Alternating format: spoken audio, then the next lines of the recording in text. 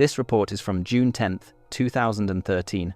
I was a 19-year-old female, weighing 45 kilograms or 100 pounds.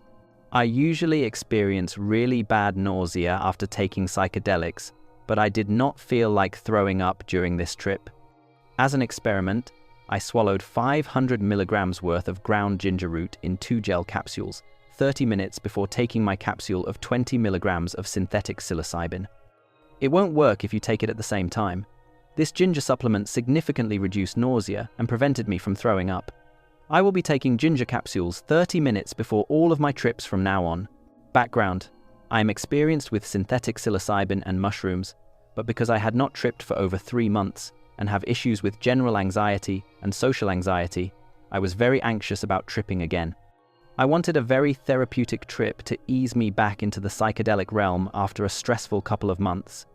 The purpose of this trip was for deep introspection and to reduce my anxiety levels. I had been avoiding my friends and acquaintances for months due to my social anxiety, and I hoped that this trip would help me deal with my anxiety towards them. Before tripping, I asked the substance if it would allow me to cry. I hadn't cried in quite some time, and I felt like I needed a release. At 3 p.m., I grabbed a bottle of water, put earbuds in, turned on my iPod, smoked hash oil, swallowed 20 milligrams of synthetic psilocybin, and walked outside. The setting was a beautiful sunny day with a temperature of around 80 degrees. I spent the beginning of my trip walking along familiar streets downtown. At 3:35 p.m., I began feeling very strange. I experienced a lot of anxiety during the come-up, but was successful at calming myself down with my thoughts. I became aware that the substance was going to force me to face my demons and fears today, and I was ready for them. I said to myself, "Give them to me one by one." 5 minutes later, I ran into my ex-boyfriend downtown. We are on good terms and still hang out. Due to my social anxiety, however, I had been avoiding all of my friends, family, housemates, co-workers, and acquaintances for a while. I was very worried about seeing someone that I knew while tripping, but when it happened, the anxiety wasn't as bad as I thought it would be. I hugged him, told him I was coming up on shrooms, and I made plans with him to hang out later this weekend. I felt like I had just conquered my first demon. While walking down the sidewalk, I looked down and noticed visuals, symmetrical texture repetition. I ran into my supervisor outside of the building that I work at. At first I was terrified that I would have to make conversation with him, but he simply said hi and walked past me. I am usually scared of going to work because I am so anxious about talking to coworkers, but after this, I felt less afraid. I felt like I had conquered my second demon. I continued walking along familiar streets. At around 3:50 p.m., I experienced visual acuity enhancement of the sky and pattern recognition enhancement in the clouds. I looked up and saw an angry godlike figure made of clouds glaring down at me. He looked like the typical Christian white-bearded God and had sharp, pointed ears to show that he was expressing anger. God's arms were spread wide, and around him, also made of clouds, were his angels. As an agnostic who has little interest in Christianity, I usually do not expect Christian images to come up in my trips. However, throughout this entire trip, my thoughts often turned to Christianity. I was curious to know why the Christian God was glaring angrily down at me and humanity. A couple days after this trip, I googled Angry God and came upon Michelangelo's painting, The Creation of the Sun, Moon, and Plants, located on the ceiling of the Sistine Chapel. This painting is similar to what I saw in the clouds, although it has its differences. Cloud God was facing down towards me. He looked much angrier. There were no male cloud angels.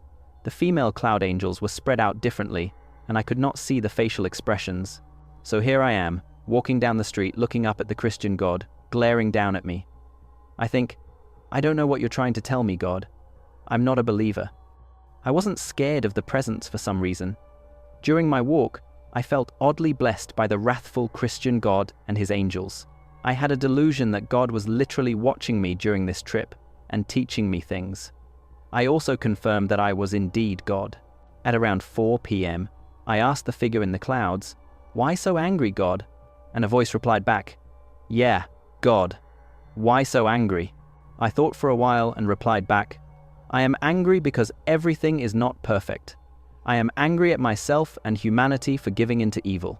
After this, I felt a lot better. Things were starting to get trippier, and I noticed some little men working inside my brain. I could communicate with them and they would communicate back to me. I asked the little men inside my brain to change my vision to green just for fun. A few seconds later, the colors in my vision shifted to purple. Huh? What happened? I thought you were changing my visuals to green, I thought. Why not purple? Everything is already green outside, said one of the little men inside my brain. This was true. I was walking down a very green garden-type area. Feeling anxiety again, I asked the little men inside my brain if I could stop fear with my mind and if they would help. They said sure, and I mentally pictured myself cutting my fear with scissors. I started getting a weird body high after this, and wondered if I had accidentally cut the wrong cord inside my body, because I was still experiencing fear, and my body started to feel weird.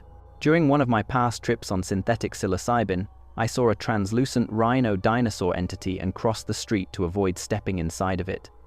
During my current trip, I saw the same entity, but this time it leapt in front of me, surprising the shit out of me and causing me to accidentally step inside of it. While I was inside of the rhino dinosaur entity, more translucent rhino dinosaur entities appeared around me, and I had strange thoughts concerning an Earth that is mind-controlled by invisible rhino dinosaurs. At around 4:30 p.m., my body started getting physically tired. I was also very hot and dehydrated, so I decided to journey back to my house and face my last demon, my housemates. Things felt more and more epic as I got closer to home. I walked into my house and experienced a direct morphing effect. I walked up the stairs and noticed the hallway in front of my room seemed smaller and thinner than usual. I heard my neighbor shuffling around, and his door was open. I wanted to quickly sneak into my room before he noticed me because of my social anxiety. The hallway was dark, but I saw that there was enough light to get my key in. When I moved closer to the door, however, the colors shifted and my vision suddenly got darker and I was unable to get my key into the lock. It felt like the shrooms were forcing me to socialize by shifting the colors around and making it impossible for me to open my door and hide. I walked to the other side of the hallway to the light switch, past my neighbor, who I had never met before, and turned on the light switch. My neighbor came out of his room. He had his personal furniture and items all over the hallway, so I casually asked him if he was moving out. He replied, "Nope, just cleaning out my closet. Me too, dude, me too." He went back into his room. This is the first time that I have talked to him. Another housemate's 7-year-old daughter came up to me in the hallway while I was opening my door, and I asked if she would like to paint nails sometime. I agreed to paint nails in a couple days and then walked into my bedroom.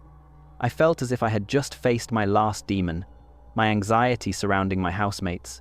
I sat on my bed and my focus shifted to deep introspection. I felt like crying, but no tears were coming out. I realized that I was very dehydrated and got a glass of orange juice. As soon as I had a drink, the tears flowed out.